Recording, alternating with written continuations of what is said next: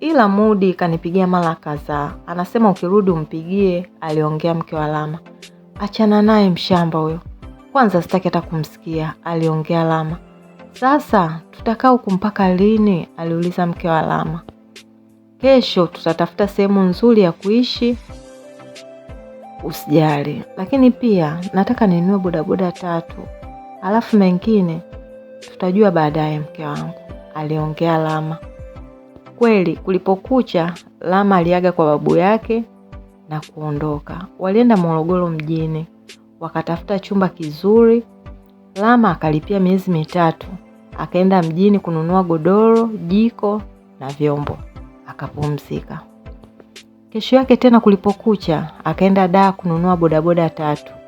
Baada ya kuzilipia na kuzikatia bima, alizisafirisha mpaka Morogoro. Akatafuta vijana 2 aliowaamini na kuwakabidhi. Ila bodaboda 1 akabaki nayo yeye mwenyewe.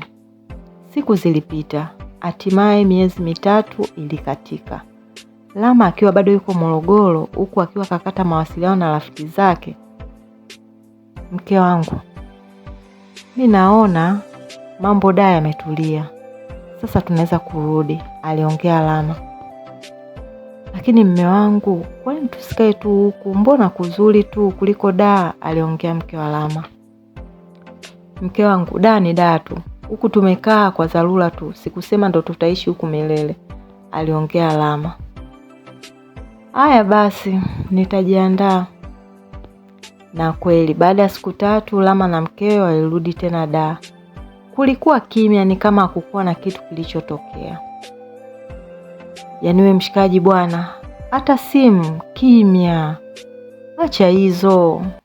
Sisi tunaishi kama ndugu, lakini leo ghafla umerudi tena. Ile inaonekana mambo yako sio mabaya. Umerudi na chuma mpya.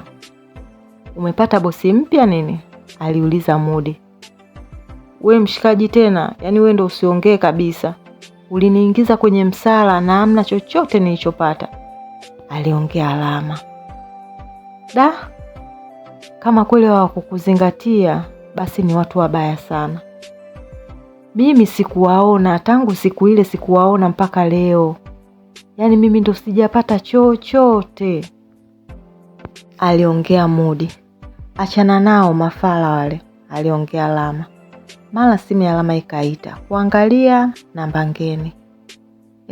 Alo, aliita Lama baada ya kupokea simu.